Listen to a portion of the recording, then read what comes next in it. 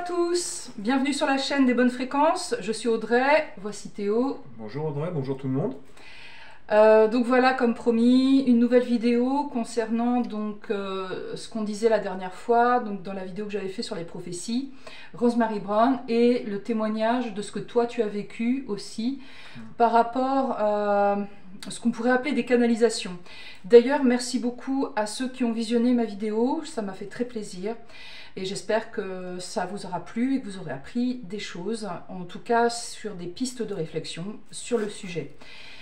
Alors, on va commencer déjà par se donner un petit peu de nouvelles, parce que, rappelez-vous, on vous avait dit qu'on avait un projet d'installation sur le Finistère Sud et qu'on cherchait un lieu, et on voulait justement créer ce qu'on appelle le concept store, en fait un lieu de bonne fréquence. Et bien ça y est, on a réussi après beaucoup de rebondissements d'acheter la maison là-bas sur Banalec, dans le Finistère Sud. On vous fera suivre toutes nos aventures et notre installation là-bas. Et voilà, donc ça c'était pour donner un peu des nouvelles et sur la création donc, de tout ce qu'on va faire là-bas. Voilà, alors donc pour cette vidéo, on va commencer par déjà ce que tu veux nous présenter toi, ensuite Rosemary Brown, on va en parler un peu et sur le témoignage aussi. Oui, quelques témoignages. Voilà. Il y en a beaucoup trop, donc ça pourrait être ça pourrait être très très long, donc c'est pas. Mais par rapport à ce que toi tu me poseras comme question, je répondrai par rapport à ce que j'ai mon vécu, mes expériences et toutes les choses que j'ai vécues réellement, quoi. Voilà, c'est-à-dire que c'est ce qu'on pourra partager comme expérience et comme piste de réflexion sur les entités, comme la dernière fois, donc, qui communiquent des prophéties. Et là, eh bien, des entités, on ne sait pas quoi, en tout cas pour le moment, on est au début de la vidéo, mais qui communiquent l'inspiration et qui communiquent aussi des messages. Et donc voilà. Entre autres très très bonnes chaînes qui parlent de ce sujet-là. Nous, on va parler de ça par rapport à la musique et par rapport aussi à ce qu'on a vécu, donc de première main. Alors commençons. Toi, tu vas nous parler de quoi alors sur la musique? Moi, j'ai eu une hésitation sur Rosemary Brown, c'était le sujet qui était initial, mais en même temps, je me suis penché un petit peu sur les jazzmen américains de l'époque 50-60. Et je me suis rendu compte que eux étaient aussi dans la franc-maçonnerie, la plupart, hein. On va dire Louis Armstrong ou Duke Ellington, et Coltrane même. Et aussi Sidney Bechet. Je vous montre, voilà, c'est un sujet qu'on abordera la prochaine vidéo.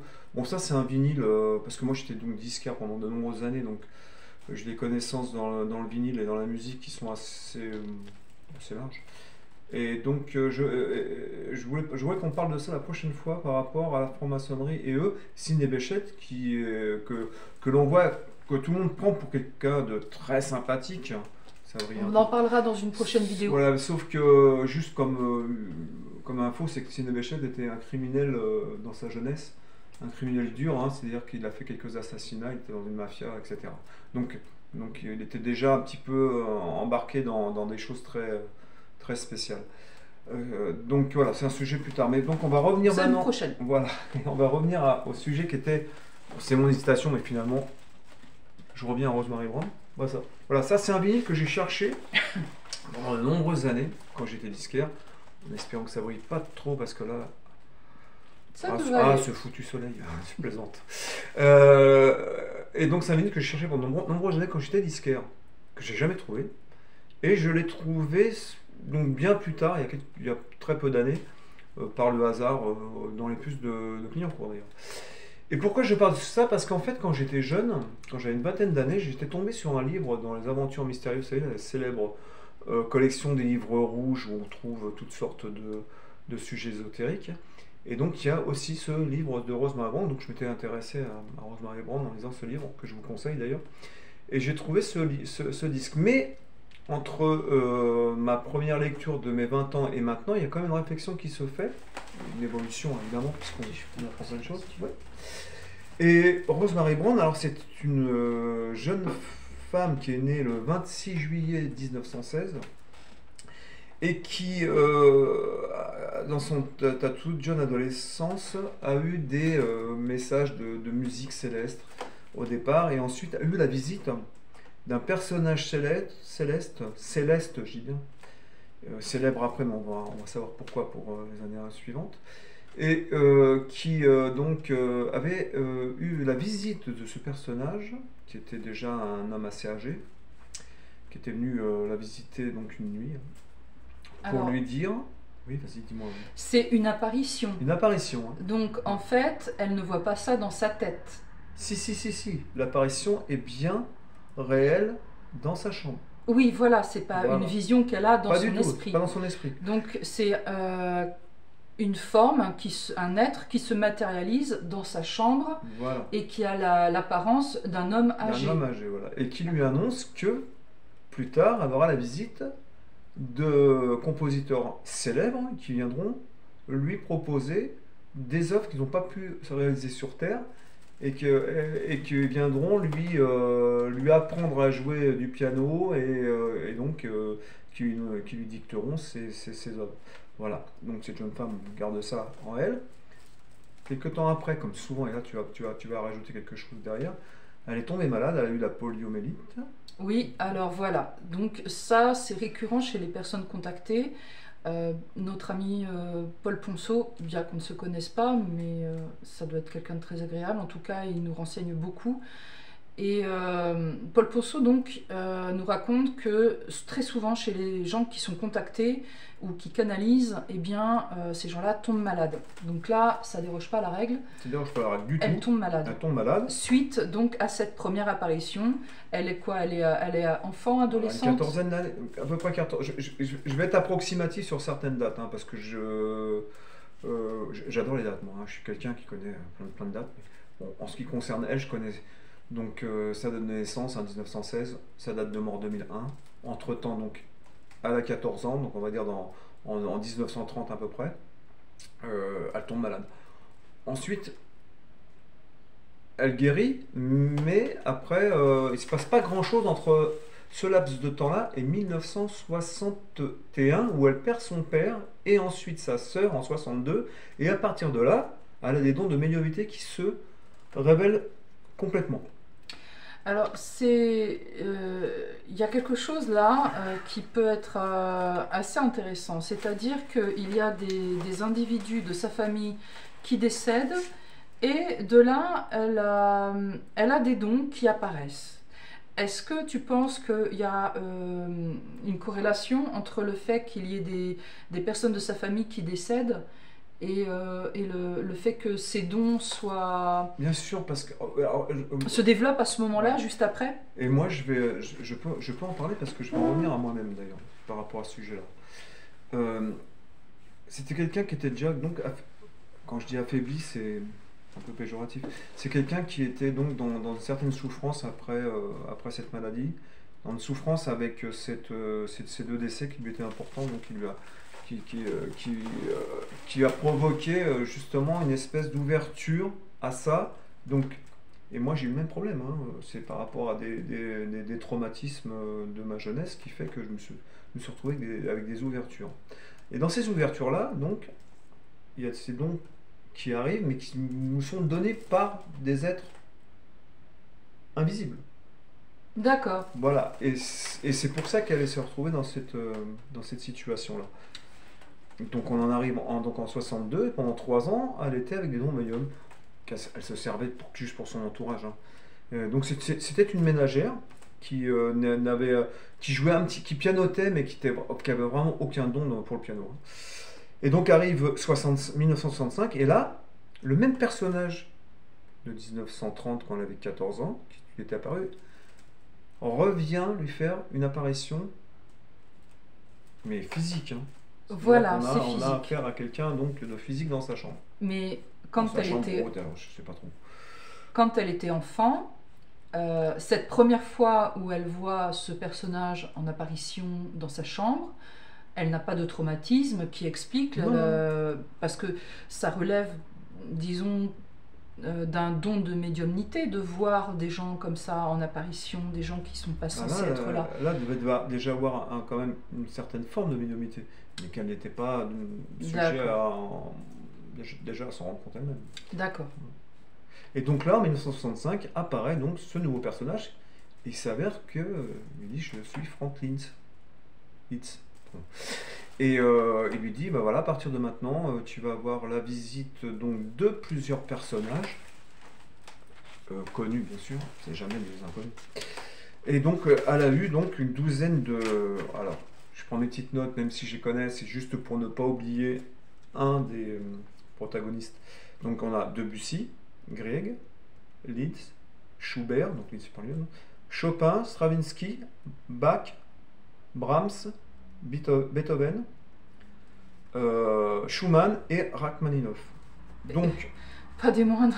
Pas des moindres. C'est pas... et alors là, ce qu'il faut noter vraiment bien, c'est que là, on a affaire qu'à des personnes. Il y a Mozart aussi, hein, j'ai oublié Mozart. Ah, Mozart aussi. C'est le 12e. Voilà. Et on a 12 personnages qui sont quand même francs-maçons. Debussy qui est même rosicrucien, puisque Debussy, de toute façon, vous retrouvez dans la liste, la fameuse liste que vous retrouvez à Rennes-le-Château, qui se trouve un peu planquée, mais qu'on peut trouver où on voit les Hautpoul, on voit les Denoy, on voit Jean Cocteau, qui était grand maître et Debussy, qui fait partie aussi de la liste des grands maîtres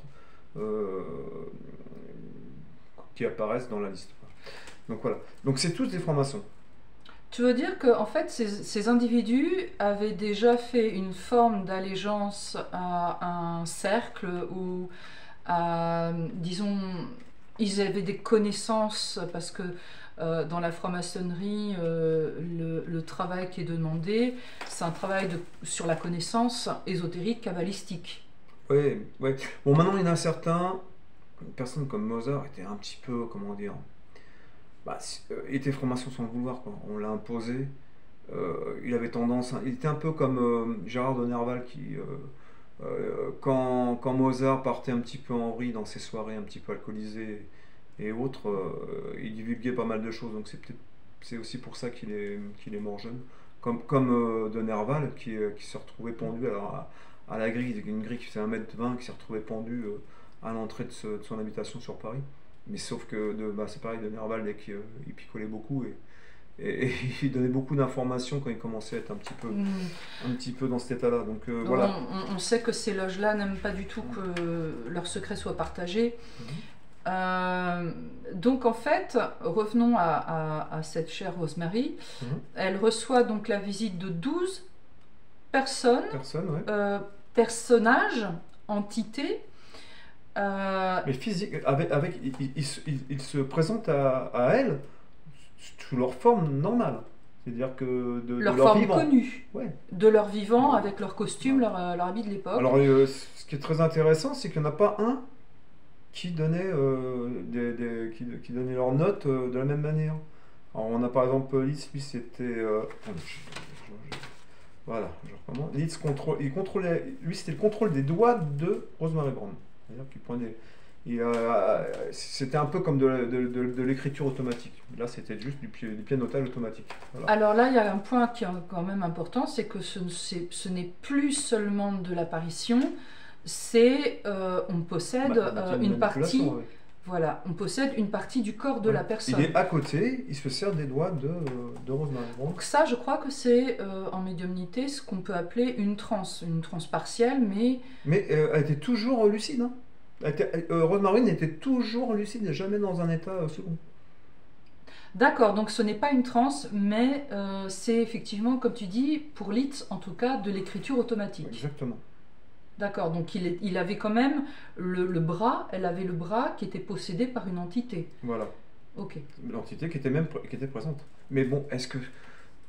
Bon, on n'arrivera pas après, pas de conclusion, mais au doute de tout ça, de d'où ça vient. Schubert, lui, il chantait. Donc il chantait les notes, et elle jouait donc. Attends, excuse-moi, je te coupe, mais donc Schubert, lui, n'entrait pas en possession physique. Non, lui il était là, toujours présent, attention. Donc là c'était à l'écoute. Voilà, c'était qu'elle, lui chantait et elle transmettait ça comme ça.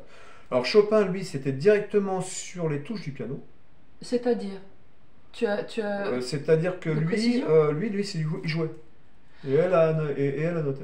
Donc, Et elle prenait note de tout ça pour l'en- pouvoir le retransmettre après. là, il y a quelque chose de très intéressant aussi. Ça veut dire que l'entité, si j'ai bien compris, jouait elle-même le piano. Donc, en fait, les notes bougeaient.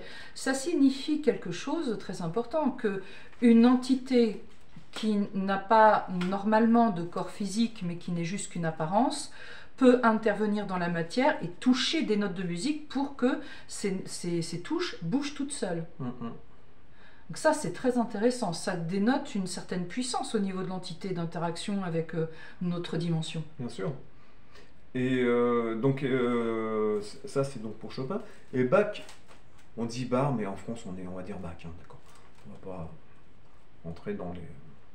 Donc Bach, ouais. Donc Bach et Beethoven, eux, c'était carrément oralement. D'accord, comme, C'est-à-dire que comme eux Schubert en donnaient- fait. Non, attendez, que je dise pas de bêtises. Si, c'est ça. Non, Schubert, c'était autre chose, hein. Lui, il chantait. Oui, et du coup, Donc, il chantait là-bas. oui. Et eux donnaient des notes oralement, Bach et D'accord, Beethoven. oui, ok. Donc voilà, il n'y en a pas un qui avait un même système. C'est un peu bizarre. Par contre, j'ai pas de renseignements sur les autres, hein. Enfin, j'ai cherché, j'ai pas trouvé. Debussy, Stravinsky, Gray, Schumann et mais Stravinsky, c'est encore différent parce que Stravinsky est mort en 63. Je sais pas s'ils ont eu le temps de matérialiser Stravinsky dans la matrice pour pouvoir l'amener à venir encore. Ils avaient peut-être un petit problème avec la matrice. Bon, c'est une plaisanterie mais déguisée, mais qui n'en est pas une, quoi. Parce que moi j'en arrive à un truc, Voilà, oui. quelque chose de bien précis. Pour moi, tous ces compositeurs avaient une faculté de pouvoir faire de la musique. Mozart à 5 ans était le génie. Mais non, tu n'étais pas un génie à 5 ans.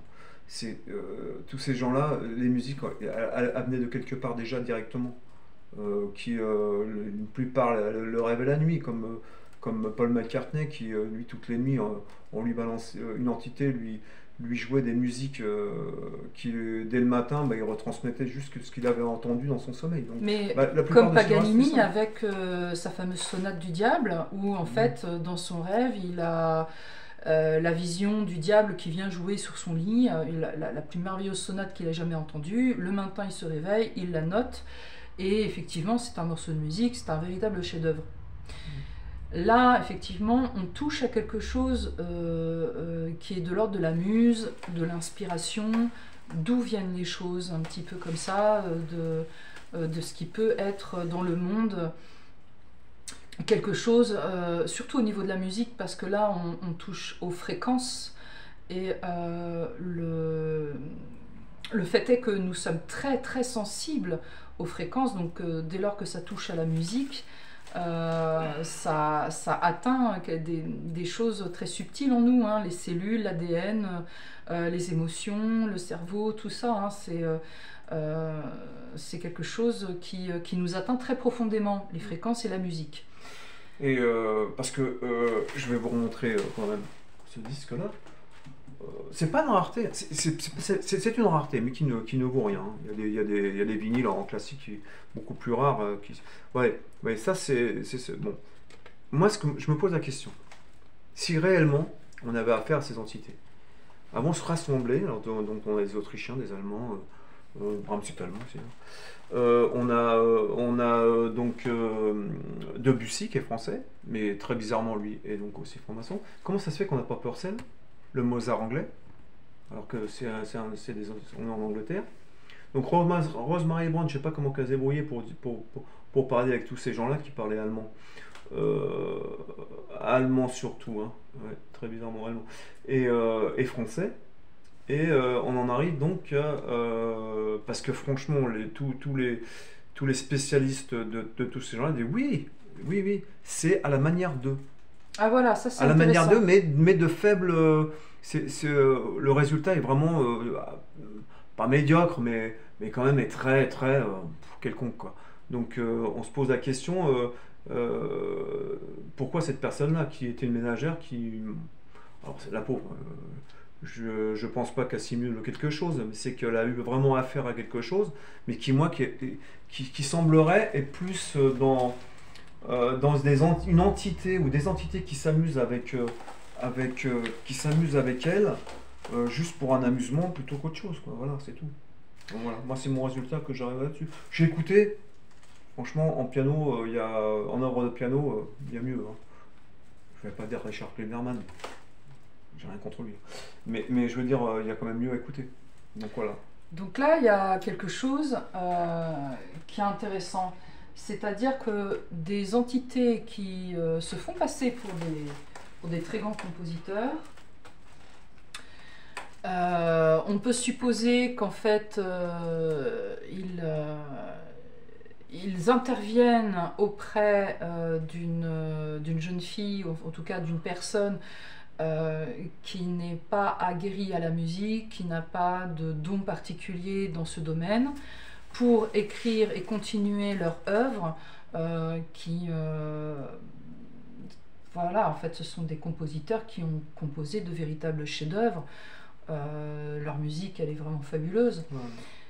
Et dans cette canalisation-là, on se rend compte qu'en fait, tout cet effort de canalisation pour finalement ne pas avoir d'œuvre marquante.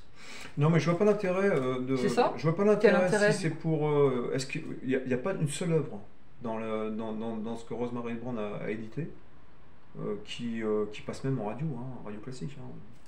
Sur France Classique, vous n'entendez pas Rosemary Brand. Il n'y a pas d'œuvre qui se joue à l'heure actuelle. Je sais pas, hein, je regarde pas tout. Je regarde pas tout ce qui se passe dans le monde au niveau des concerts classiques, mais à l'heure actuelle, il n'y a pas d'œuvre de Rosemary Brand, enfin de ce qui a été édité à Rosemary Brand qui rentre dans des catalogues quelconques ou qui sont joués à l'heure actuelle. Donc. Ce qu'on pourrait en tirer comme conclusion de ça, c'est que ce qu'il faudrait décortiquer, c'est de savoir sur les ensembles de notes choisies, quelles sont les fréquences et quels impacts ces fréquences ou ces jeux de fréquences ont sur l'humain. Parce qu'on sait que la musique de Bach, par exemple, fait énormément de bien. On apprend que la musique de Mozart n'est pas forcément idéale, en tout cas pour les protéodies, hein, les musiques que l'on fait écouter aux plantes. Par contre, les animaux l'apprécient beaucoup. Les mouches, ça commence. Dès que tu parles de Mozart, la mouche arrive. C'est pas gentil. Ce que je veux dire, c'est que on a en fait des canalisations qui ont rendu malade la personne qui est canalisée et qui au final ont peut-être une importance qui n'est pas celle que l'on croit. Puisque en fait à terme il n'y a pas de très grandes œuvres ou de chefs-d'œuvre qui continuent la droite ligne de ce qu'ils ont pu produire de leur vivant, en tout cas pour ce qui concerne ces grands compositeurs, mais on a une succession de morceaux plutôt moyens, en tout cas on s'attendait à mieux, et pourtant ça vient d'une canalisation. Donc quel était l'intérêt de canaliser ces musiques-là? Donc là, effectivement, il y a quelque chose à creuser. Est-ce que je vais creuser? Je n'ai peut-être pas assez de recul en connaissance sur les protéodies, mais c'est une question que je lance comme ça. Moi, si je peux me permettre, moi c'est juste un sujet c'est juste pour rentrer toujours dans les entités non humaines qui sont. Oui, c'est ça l'idée. Voilà, c'est ça l'idée, parce que bon, après maintenant, comme je disais, moi j'avais donc des particularités très tôt, je m'en suis rendu compte, mais en même temps, donc je lisais et j'étais intéressé là, quand même par son histoire, parce que c'est pas inintéressant. On peut, si vous lisez un petit peu le livre, vous vous rendrez compte qu'il y a des choses très intéressantes à prendre dedans. Mais on va en venir à ton témoignage en fait. Mais après le but des œuvres là, on resterait dubitatif quand même. On sait aujourd'hui qu'il y a pas mal de stars ou de groupes de musique qui ont fait appel à des canalisations. On parlait tout à l'heure de Paul McCartney. On sait que les Beatles en fait avaient des accointances avec Aleister Crowley maintenant, avec Sgt Pepper. C'était le surnom de ce grand mage noir connu pour ses sacrifices ignobles. Et lui ne se cachait pas en fait de cette canalisation qu'il faisait très, très habituellement dans une propriété. Jimmy Page d'ailleurs avait racheté cette propriété en toute connaissance de cause. Ah oui, Ça, c'est quelqu'un sur internet qui a partagé ça justement, donc je le relate ici. Merci à cette personne, j'ai plus le nom, mais merci à cette personne d'en avoir parlé, parce qu'effectivement ce qui est produit sur certaines musiques, en fait c'est pas tant le fait de faire de la beauté ou de produire de la beauté qui nous fait du bien, mais qui produit des ensembles de fréquences qui vont avoir un impact qui en fait n'est pas bon pour nous, sauf qu'on ne s'en rend pas compte. Et sur la canalisation donc de Rosemary Brown, le fait est que sur la manière dont ça s'est passé, moi ça me fait penser aussi aux canalisations des prophéties de Marthe Robin et de Marie-Julie Jahenny, pardon, hein, je me suis rendu compte que j'avais inversé les syllabes de ce nom. Mais ces personnes tombent malades. Si on a affaire aux vivants, pourquoi, alors que le Christ est guérisseur, pourquoi ces personnes-là sont malades? Elles ne devraient pas, en fait, avec ces fréquences de vie et d'amour et d'authenticité, elles ne devraient pas être malades. Au contraire, elles devraient elles-mêmes être en très bonne santé et guérir les autres. On reviendra d'ailleurs aussi sur ce qu'elles ont vécu, l'inédit, qui est très déroutant. En tout cas, on trouve que ces canalisations qui portent en fait en l'apparence de prophétie ou l'apparence de musique grandiose, voilà, qui tend à vouloir être des bonnes choses, en fait ont peut-être des intentions cachées et qui est pas forcément, sont pas forcément des choses positives. ouais. Moi, pour en finir avec, parce que le sujet après, ceux que ça intéresse de connaître l'histoire, ils ont tout ce qu'il faut sur Internet, hein, sur le nom, sur Wikipédia. D'ailleurs, sur Wikipédia, il y a des spécialistes qui expliquent, je ne vous dirai pas les noms des spécialistes, hein, je ne les connais pas tous d'ailleurs, et qui expliquent vraiment le pourquoi, qui se trouve que c'est très discutable, parce que ça n'a pas beaucoup d'intérêt musical. Moi, j'ai une histoire personnelle pour finir avec Rosemary Brown. Je me rappelle d'un matin, c'était dans les débuts où je faisais des stages de géobiologie qui ont un rapport avec la radiesthésie. Et moi, je faisais beaucoup de... Donc, quand j'ai pris ces stages et que je me suis amélioré sur ces dons, je ne me suis pas protégé une période et je commençais à aller très très mal. Je vous explique très brièvement de quelle manière le mal s'est installé. C'est-à-dire que vous savez, vous avez les chakras et ça monte quand vous vous protégez plus. Quand je faisais des interventions de radiesthésie, surtout. Pas trop de magnétisme, mais de radiesthésie, un peu. C'est-à-dire le rapport d'ambiance dans les maisons avec les rôdes, etc. Avec ces rôdes-là, je vous montre très vite. Là. Pour certains, ça va leur parler évidemment, avec le nom, mais voilà, avec ça. Vous voyez, avec ces rôdes, ce sont les. Voilà. On les appelle rôdes, mais aussi baguettes hein, de sourcier. Donc le rapport d'ambiance des maisons, c'est quand vous travaillez les voûtes dans les maisons, hein, les énergies. Oui, ou pour trouver des sources d'eau. Et moi, je travaillais aussi les entités en mettant sur les yeux, ce qu'il faut, sans se protéger, ne jamais faire. Bon. Ce que j'ai fait, parce qu'on a l'impression que... Voilà, et on entrera dans ce domaine-là, justement, en sachant qu'on on se prend pour quelqu'un d'exceptionnel, mais on reçoit des messages, on ne sait pas de qui d'où. Donc on revient toujours à la même chose. C'est la question essentielle des vidéos, là. Et pour terminer cette histoire avec Rosemary Brown, c'est que moi, un matin, vous savez, des fois, quand vous arrivez dans le réveil, vous entendez des choses. Moi, j'entends à mon réveil, pas bien réveillé, Théo, mais clairement, il faut que tu ailles. Mais j'étais pas bien, hein, les chakras montaient, et c'est ce qu'on appelle partir dans le cosmos. C'est-à-dire qu'une fois que vous avez tous vos énergies qui montent, bah vous partez. Vous n'êtes plus qu'un légume. Hein, ce qu'on appelle les gens qui deviennent fous.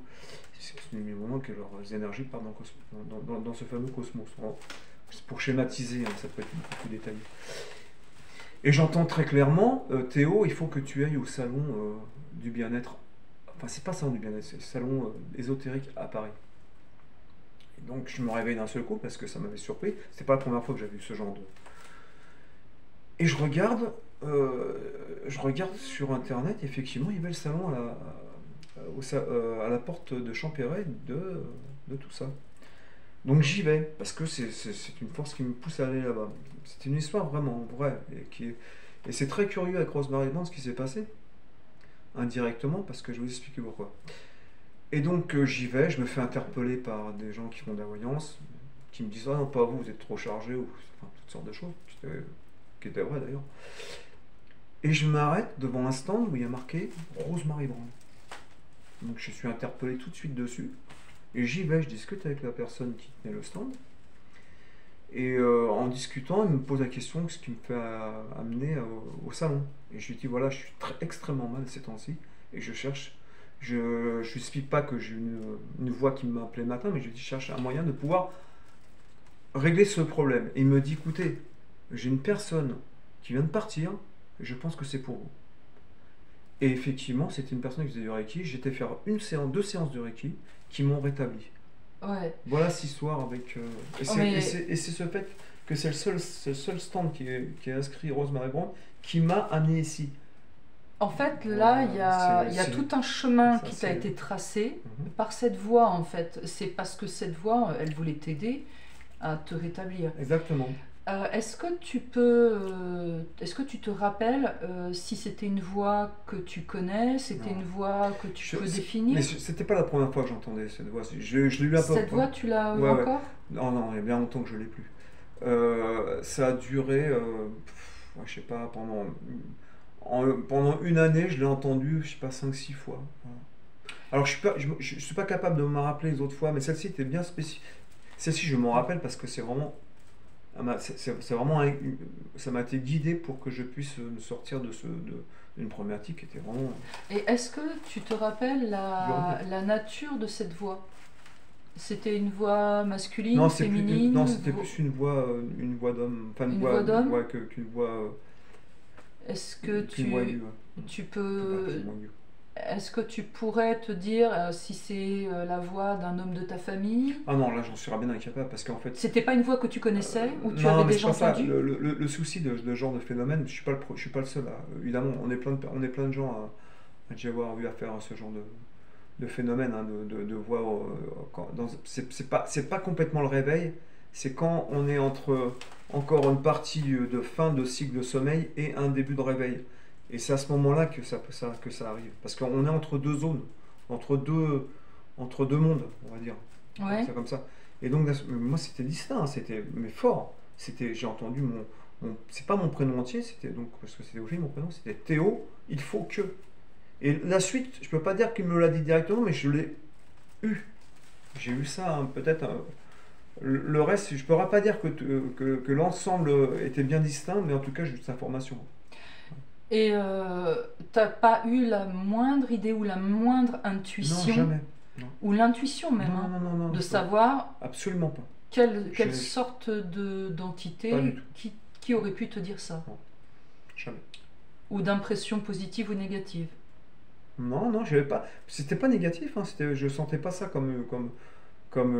c'était vraiment bien distinct pour que je comprenne ce que je devais faire. Voilà, c'est tout. On pourrait considérer que, parce que je pense que si tu l'as vécu, d'autres personnes l'ont vécu aussi. Je me suis renseigné par la suite, effectivement, c'est vraiment un phénomène que beaucoup de gens, enfin beaucoup, on va dire que pas mal de personnes vivent, ouais. Donc en fait, quand les personnes parlent d'anges gardiens ou de leur guide, effectivement, il y a... en tout cas, c'est arrivé où là, toi, ça t'a fait du bien parce que ça t'a rétabli. Moi, ça m'a permis d'aller là où il fallait qu'il trouve une personne pour. Donc, c'est ça qui est formidable, c'est que on a des entités qui apparaissent, qui donnent des prophéties, qui apparaissent, qui donnent de la musique, mais bon, on se demande bien pourquoi, parce que ce ne sont pas les chefs-d'œuvre attendus. Et toi, dans ce que tu relates, dans ton expérience, il y a l'intervention d'une entité, mais pour ton bien. Pour mon bien. Bon, Voilà. je parie que c'était pas toujours que pour mon bien, mais là c'était pour mon bien. Donc, complètement. on a affaire à un monde presque derrière le rideau de ce monde-là, un monde à l'envers de ce monde. Et en fait, on a des interventions. On se demande quelle est la nature de certaines de ces interventions, mais force est de constater qu'en tout cas, pour ton témoignage à toi, là, en tout cas pour ce coup-ci, c'était positif. Ah oui, bon. Est-ce que tu as d'autres témoignages, d'autres choses que tu voudrais nous partager?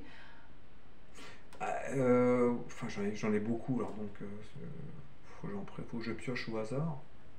En tout cas, pendant que tu réfléchis à peut-être une expérience qui pourrait être intéressante à partager, moi j'ai aussi une expérience, alors pas d'entité, mais puisqu'on parle de Rosemary Brown, en tout cas dans cette vidéo et d'inspiration, il m'arrive d'être inspirée. Et j'ai écrit des poèmes, et certains poèmes que j'ai dû effectivement Que tu as retravailler. édité en plus. Oui, Oui, quand même. C'est bien. c'est vrai. J'en parlerai peut-être une autre fois. Toujours est-il que... On le trouve même dans certaines bibliothèques.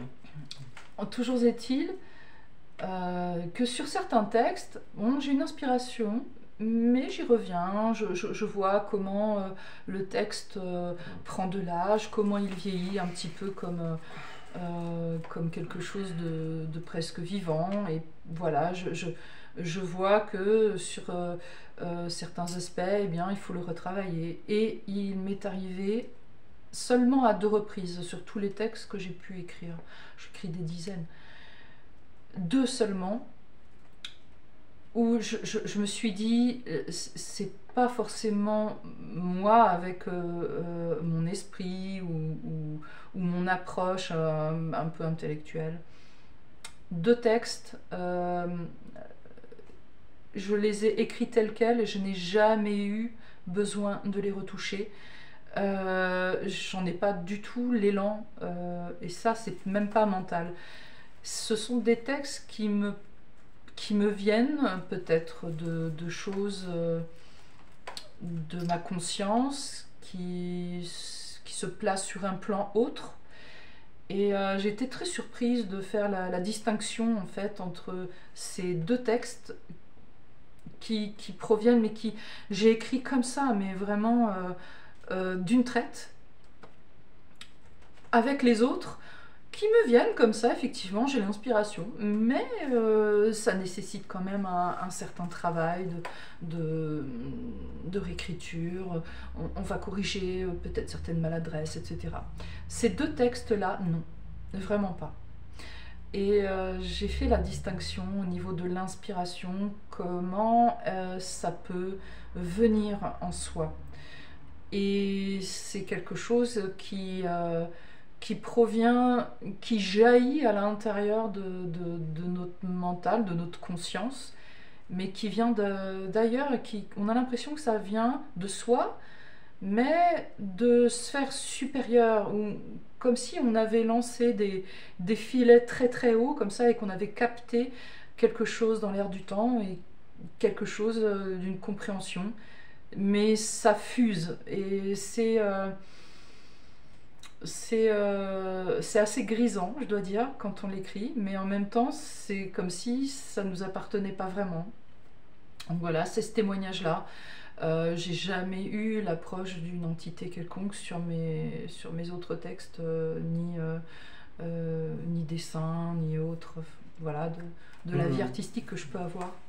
Mais en tout cas, pour l'inspiration, je pense que c'est cette hypersensibilité qui permet de capter quelque chose dans l'air du temps, ce côté artiste, et qu'on n'a pas besoin de l'intervention d'une entité tierce pour ça, et que en fait on se connecte à une part de soi qui est supérieure, qui est ailleurs dans des mondes un peu plus subtils ou avec des fréquences plus élevées, et qu'en fait on arrive à avoir quelque chose comme ça qui vient, que l'on capte à l'intérieur de soi, un peu comme les poupées russes, là, les matrioshkas, où en fait on a quelque chose au-dessus, au-dessus, au-dessus, encore au-dessus.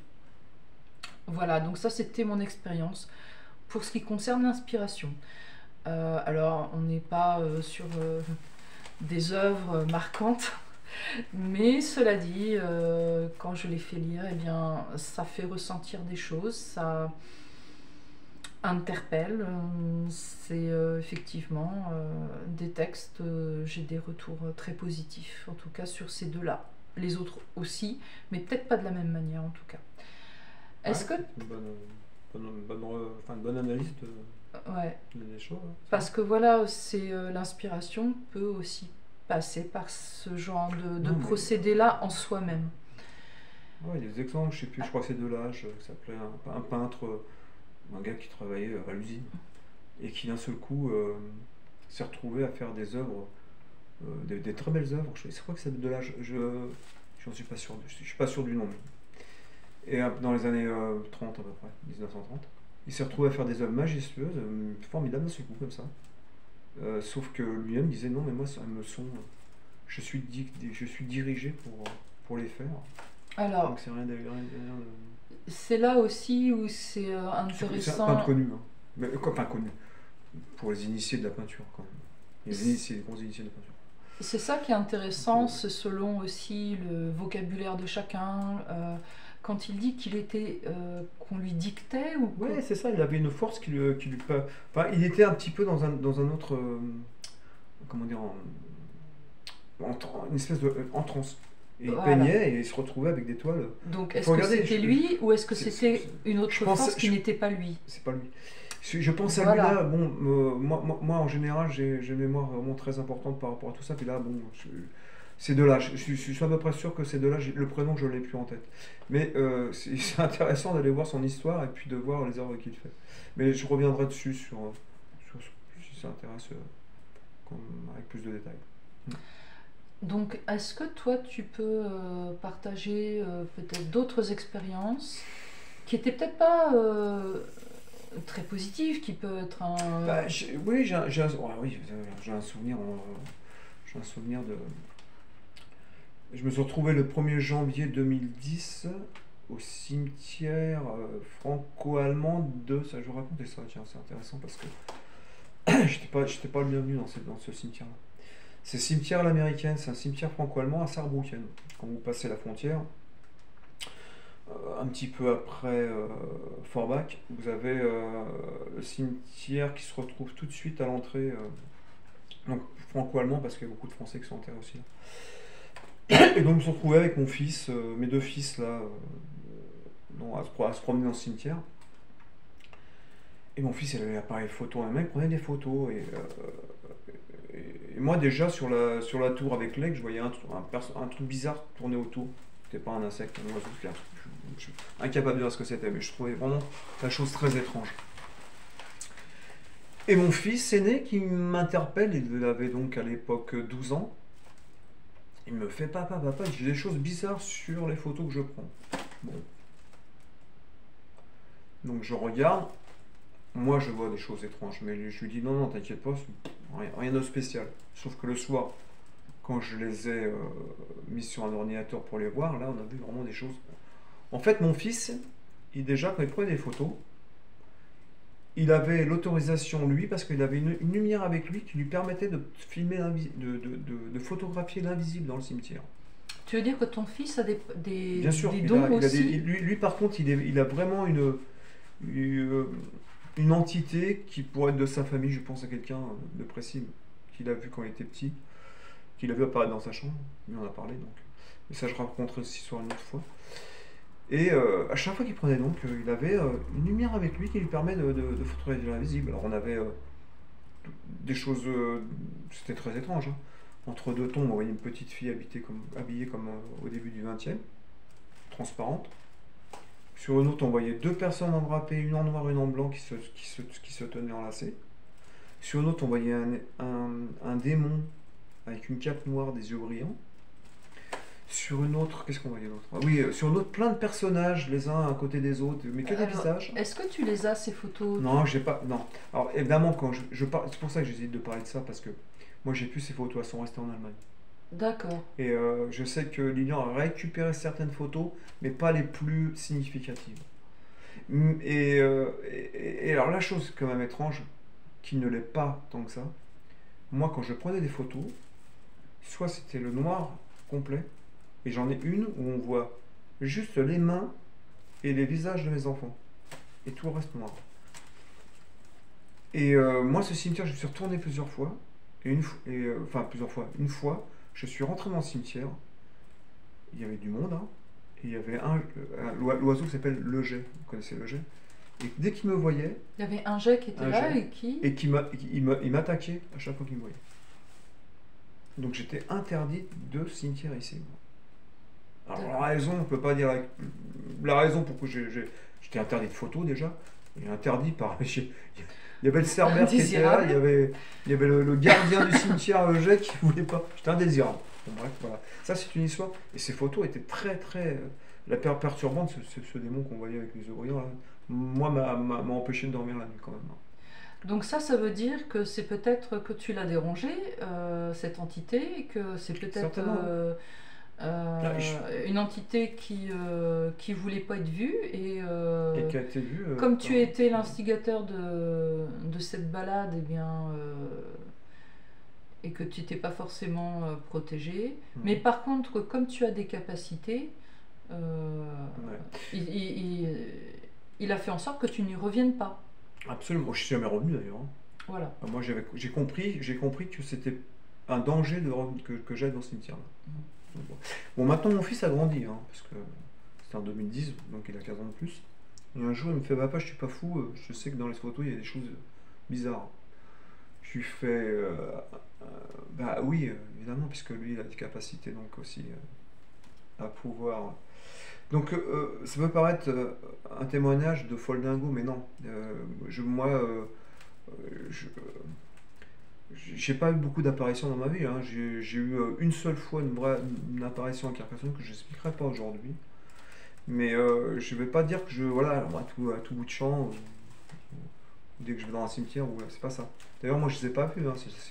C'est uniquement les clichés après qu'on a fait, qu'on nous a permis de voir. Je suis retourné pour aller voir si dans les endroits c'était pas. Avant de dire, oui, si c'était pas des choses qu'on a loupées. Enfin, oui, enfin bon, là c'était vraiment clair et net. Et on n'était pas les premiers à avoir ça dans les cimetières. Il y a quelqu'un d'autre que je connaissais qui avait pris une photo, qui avait vu sa grand-mère derrière. Alors, donc c'est quand même un endroit à première vue assez. argentique ou numérique? Ah là, en numérique. En numérique. Mais le numérique n'empêche pas, hein. En numérique, Donc, en numérique, justement, on arrive à capter l'invisible et certaines choses. On arrive à voir ce qu'on appelle les orbes. Oui, bon, c'est vrai, il y en avait plein, cette photo-là, on était remplie. C'est la deuxième fois que je voyais autant d'orbes, moi, c'était dans ce cimetière-là, et où j'ai tenu une boutique de médiéval dans la cité de Carcassonne. Pour ceux qui connaissent, c'est la place Comtal, là où il y a juste avant le château à l'intérieur.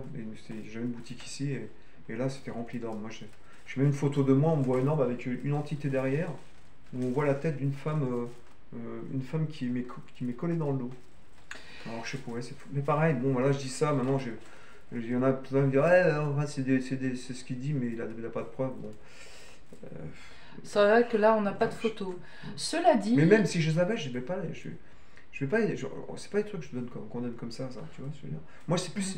Là j'ai dit plus, je mets du temps, hein, c'est 2010, on est en 2025. Moi je mets du temps parce que c'est pas des choses que je divulgue. J'ai une histoire très importante que j'hésite à la raconter parce qu'elle est quand même assez. Elle est très personnelle, l'histoire avec mon grand-père et moi. Et elle est très particulière, donc ça j'hésite de raconter un jour. Je réfléchirai à ça plus tard. Bah, en fait, pour cette dernière partie, juste peut-être le fait parce que, comme je te disais, moi, au niveau de l'ADN, et au niveau des fréquences, Je sais que parfois on peut avoir un bagage générationnel en fait avec nos aïeux, voilà, nos Oui, bien sûr. grands-parents, nos arrière-grands-parents. Donc tout l'arbre généalogique, on peut avoir des charges qui ne nous appartiennent pas. Et en fait, c'est inscrit dans l'ADN. Et il est nécessaire de faire le point avec ça, soit de faire un grand nettoyage par les fréquences, hein, justement. Ça peut être les chants, ça peut être des prières, des intentions. Comme je le disais, hein, c'est fréquence et volonté. Quand on associe les deux, on peut effectivement arriver à faire beaucoup de bien, déjà vis-à-vis de soi, mais aussi vis-à-vis de son arbre généalogique. Donc il y a des histoires qui peuvent justement, euh, on peut, comme on dit hein, dans la Bible, hein, c'est euh, les parents se sont gavés des fruits sucrés et puis en fait ce sont les enfants qui en ont les dents Ouais, gâtées. ouais, bien sûr. Les fils payent pour les erreurs de leur Ouais, père. c'est ça.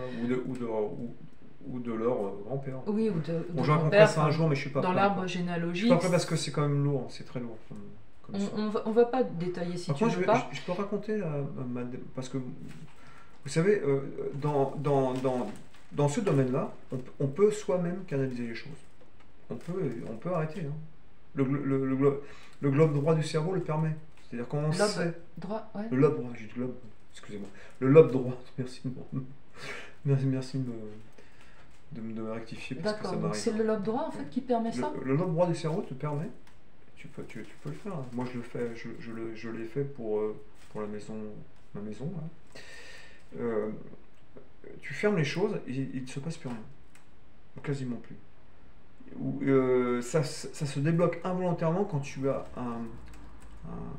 quand il t'arrive quelque chose de dramatique ou de très dur à vivre qui te fait lâcher prise de ça. Donc Qui te ça fait veut te dire faire que lâcher de ça. Donc, dès lors que tu as un choc, ah oui, tu peux quand être. tu subis un choc, Ouais, tu peux. il y a T'as le quelque sens. chose qui se passe dans le cerveau. Ouais, où là ben, tout ce qui peut arriver on va dire de négatif dans l'ésotérisme, ben, ça peut rentrer dans ça re-rentre.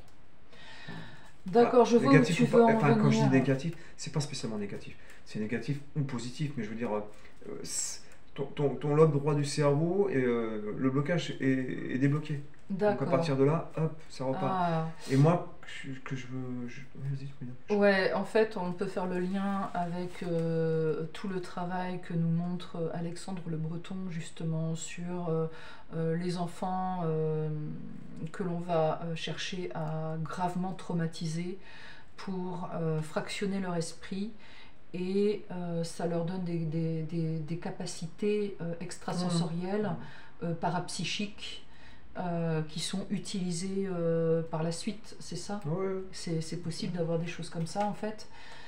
Parce que moi, depuis ma dernière expérience dans ce genre, c'était il y a quand même, ça date un moment, tu te rappelles? C'était à Versailles. Oui, Voilà, alors à Versailles, effectivement, et tu as depuis- travaillé dans une maison. je parle de faits vraiment importants, pas des petits faits de tous les. J'en vois encore. Enfin, il m'arrive encore des petits trucs, mais c'est pas vraiment très important. Mais tu peux raconter cette histoire? Alors oui, J'étais en déplacement. C'était à l'époque, je faisais aussi un autre emploi, donc à mon compte. Et donc je faisais une rénovation d'une ancienne maison à Versailles. C'était en 2023. C'est ça, c'était oui, il me semble. août 2023. Et je t'expliquais régulièrement que dans cette maison, il se passait des choses. Donc j'étais avec un collègue qui lui sentait aussi une lourdeur dans cette maison. Et moi, j'entendais des bruits de porte bizarres quand je faisais cette rénovation. Et je sentais de la présence. Et j'ai passé une nuit, mais c'est pas que j'ai été poussé à passer une nuit à dormir là-bas. Tu te rappelles, c'était le lendemain, je repartais pour revenir. Je me souviens hein, de Et ce qui s'est passé donc, là. bon, malgré moi, je dors dans cette maison. À savoir quand même, cette maison, le propriétaire était décédé 6 mois avant. Et pour le début de cette rénovation, qui avait été repoussée parce que la petite fille était morte dans un accident de voiture aussi, peu de temps après. Bon. Ouais, d'accord, donc des sacrés drames voilà, il y avait dans déjà, cette maison. il y avait déjà ça aussi qui existait. Donc. Et moi, dans cette maison, donc j'y dors une nuit sur un matelas que j'avais préparé. J'avais bien préparé mon coup quand même. Et à 3h30 du matin, je me réveille et d'un seul coup à l'étage, ça a commencé, les manifestations, des chuchotements. Savoir que c'est une maison isolée quand même. C'est dans l'avenue de Paris qui va jusqu'au château de Versailles.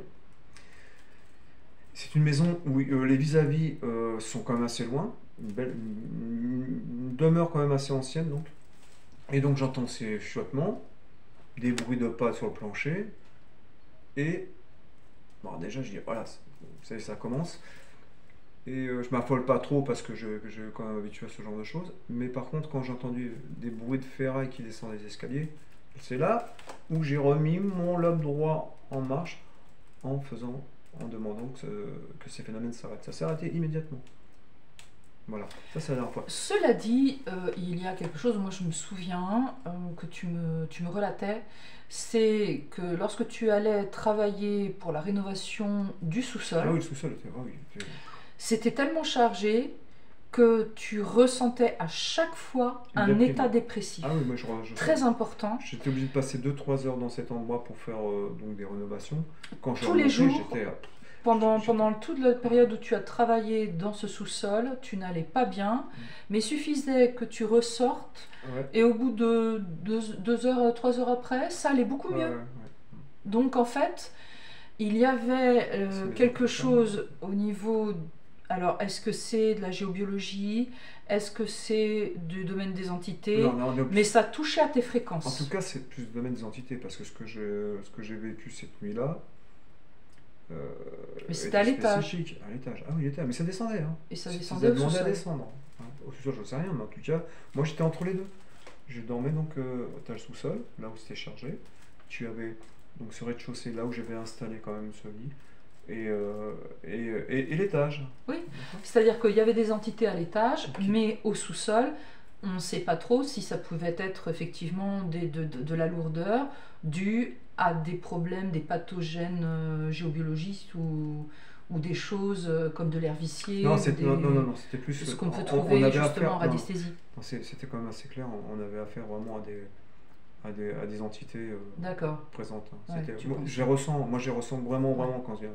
Tu sais, à Carcassonne, au-dessus de la boutique, c'est pareil. Mais très curieusement, j'étais pas très impacté D'accord. à Carcassonne, bizarrement. Mais peut-être un autre net. Je sais pas. T'as pas affaire toujours à même des couloirs comme ça. T'as pas toujours affaire à des entités. Ça sont très différentes. Les maisons, quoi. Donc C'est pour l'Amérique à et voilà, et effectivement, moi dans mon domaine de radiesthésie ou de magnétisme, quand j'ai les infos, je ne sais absolument pas à qui j'ai affaire. Parce que de toute façon, vous n'avez pas de réponse. Vous avez des réponses aux questions que vous posez sur le sujet que vous travaillez, mais pas sur quelle entité à qui vous avez affaire. Moi, quand je me suis perfectionné dans le domaine, on me disait, bon, c'est les forces de l'univers. Voilà, mais surtout, qu'on me disait, surtout ne cherche jamais à savoir qui tu as affaire. ça m'est arrivé, moi, alors c'est pas professionnellement, mais des amis de la famille qui tirent les cartes. La phrase, c'est on me dit ceci, on me dit cela. Et la question, c'est d'où vient l'info? Qui dit ça? Voilà. Et il s'avère en plus que ce qui est dit arrive. Donc, c'est vrai que c'est déroutant de se rendre compte de ça. On a affaire à un monde derrière notre monde. On a affaire à des entités, on va les appeler comme ça, des personnages qui interagissent avec des gens qui, dans une période de leur vie, ont des sensibilités qui vont permettre l'échange ou le fait de canaliser. D'autres qui vont peut-être être un petit peu plus terre à terre, ne vont pas avoir cette sensibilité-là. Donc en fait, bien, ils peuvent vivre dans des maisons peut-être parfois même très chargées, sans qu'il n'en ressente Bien quoi que sûr, ce ça soit. dépend après la personne. Bon, par contre, quand c'est La vraiment très sensibilité. chargé, c'est le corps physique qui peut peut-être prendre parce qu'il y a certaines je- entités qui se nourrissent de l'énergie Ouais. et en fait ces gens ne se rendent pas compte mais on peut déclencher des grosses fatigues mais malheureusement parfois même jusqu'à avoir des cancers. C'est pas tous les cancers hein, bien sûr on est d'accord avec ce point là mais voilà, c'est des faiblesses d'organismes qui vont à terme peut-être générer des maladies. Et puis tout le monde n'est pas capable de pouvoir se remettre à niveau, hein, tout ça par lui-même. Hein. C'est Donc, ça, se nettoyer moi, de ça, voilà, ouais. se nettoyer par lui-même. Euh, Ou de s'en protéger. il y en a qui arrivent plus facilement que d'autres. Hein. C'est vrai que en Et d'autres pas fait, du tout.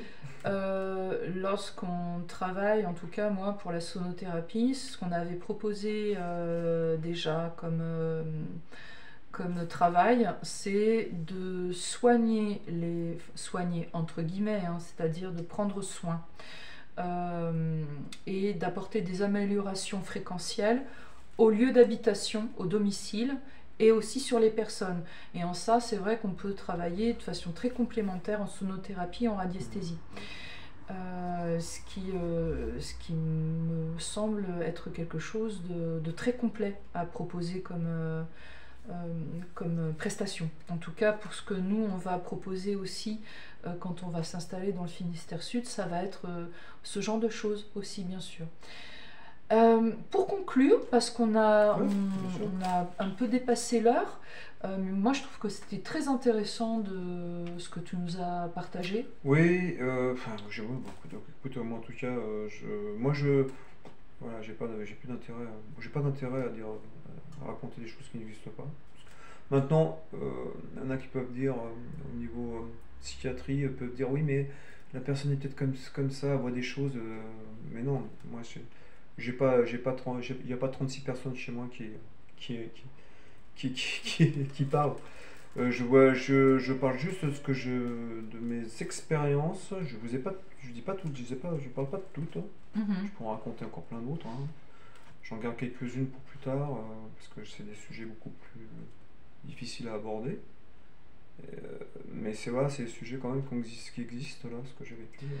C'est vrai que là, ce qui pose question, c'est qu'il y a certaines personnes qui ont des capacités, des particularités de perception aiguisées, comme toi et comme ton fils. Hein. Et pour autant, en ce qui me concerne, donc j'ai une hypersensibilité. Comme je vous disais, j'ai une inspiration qui peut me venir, mais je n'ai absolument pas eu de contact d'entité par rapport à ce genre de choses où je n'ai pas la même nature d'expérience que toi sur ces phénomènes-là. Non mais Et pour autant, je manque pas de sensibilité. bien sûr, Donc en fait, t'as d'autres formes de minorité, hein. Toi, c'est pour ça. c'est donner le fait d'être capable de voir un peu derrière le rideau du réel, en tout cas d'avoir une interaction en direct comme ça avec euh, des, des, des énergies ou carrément même des personnages, parce que c'est vrai que ce qui est assez remarquable, c'est que Rosemary Brown, pour revenir vers elle, eh bien, les personnages étaient d'apparence physique avec leur apparence, avec leur costume d'époque, leur voix, Mhm. Non mais et capables d'appuyer sur le voilà. piano. Et c'est pas ça. Il y a ça, oui, bien sûr. Mais moi, il y a un truc. Pour moi, ça dépasse l'entendement. Je me dis, alors, pourquoi Franz Liszt il va réunir des personnages, dont certains qu'il a même pas connus, Debussy, euh, ça n'a pas de sens. Pourquoi à ce moment-là, on n'a qu'à prendre, je sais pas moi, on va parler de Schubert, il n'a qu'à prendre quelqu'un de sa langue, avec qui a déjà des facultés à jouer du piano professionnellement, et puis il intervient par là.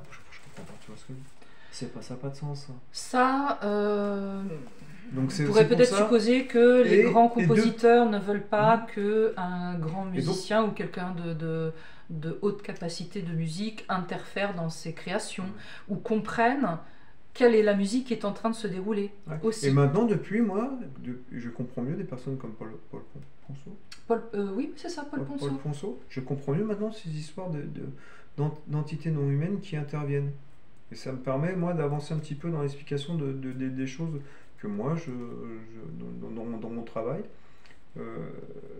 et dans ce sujet Rosemary Brown, donc j'avais pas du tout, depuis de nombreuses années que je connais le sujet, parce que ça fait quand même 40 ans que je connais le sujet Rosemary Brown, mais ça m'a permis un peu de comprendre un petit peu mieux enfin, ce sujet-là.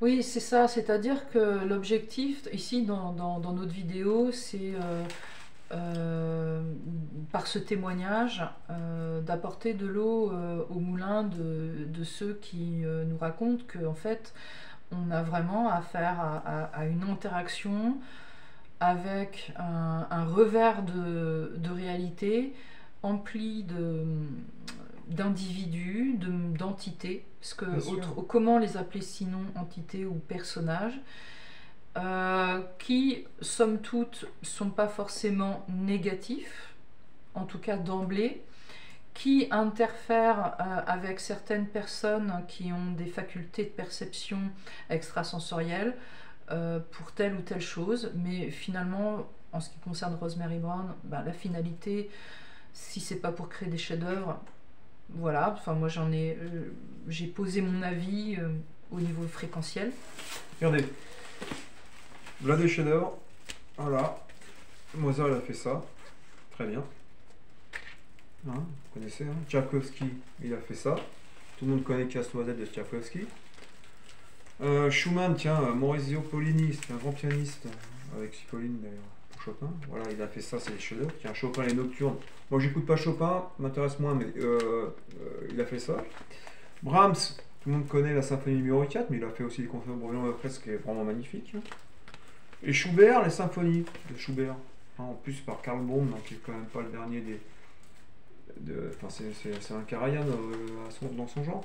Bon, voilà, pourquoi aller chercher une ménagère anglaise qui connaît à peine le piano pour faire des œuvres qui somme toutes banales? Bah justement, pour que celui qui connaît la musique n'interfère pas dans les créations, ou comprenne quelle est la nature de la musique qui est en train de se jouer. Il y a aussi peut-être ça, ou le fait de justement se dire c'est extraordinaire, la personne n'y connaît rien et pourtant elle compose à la manière de Liszt, Tchaïkovski. Et c'est là où maintenant, au début j'écoutais avec une oreille Paul Ponceau, il parle des entités non humaines qui s'amusent d'humains pour ceci, pour cela. Oui. C'est ça, c'est-à-dire que là on a affaire à quelque chose où il y a un mensonge, parce que effectivement on n'a pas affaire au vrai Chopin, au vrai Brahms, au vrai Debussy. On n'a pas affaire au vrai. Ça se saurait. Si on avait eu affaire à Mozart, on aurait eu une musique extraordinaire. D'ailleurs comme les autres, puisqu'ils ont été capables de faire des chefs-d'œuvre absolus. On sait que ce qu'ils auraient pu produire, ça aurait été vraiment reconnaissable. Là, effectivement, comme tu le disais si bien, c'est à la manière de... C'est comme si moi demain je me mettais à la peinture et que je faisais à la manière de Picasso. On peut faire des peintures qui ressemblent. Il y a des peintres qui font ça. Ils prennent à la manière d'eux, ils font des peintures qui ressemblent à une sorte, je peux le dire. Voilà. Donc en fait, on a quelque chose qui est de l'ordre du mensonge. C'est pour se jouer de nous ou pour... Pas spécialement du mensonge, mais c'est parce que je pense réellement qu'elle est sincère dans ce qu'elle raconte. Ah, je parle pas de Rosemary Brown. Oui, c'est ça, parce que je pense qu'elle est sincère, il lui est arrivé quelque chose. Des entités voilà. Qui racontent qu'ils sont ce qu'ils ne sont pas, en réalité, et de là, je rebondis sur, en fait, tout ce qui est du domaine des prophéties, où, en fait, il y a des entités qui se disent...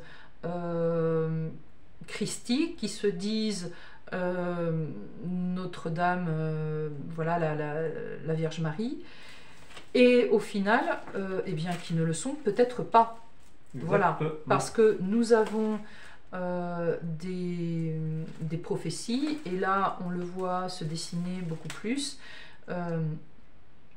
eh bien, qui sont déroutantes, mais qui sont politiques, qui ont à voir à faire à quelque chose de politique, qui correspondent bien plus à un agenda, comme je l'ai traité dans la vidéo qu'on a fait juste avant celle-ci. Et donc, là aussi, ce qui est intéressant, c'est de se dire que, eh bien, on est envahi par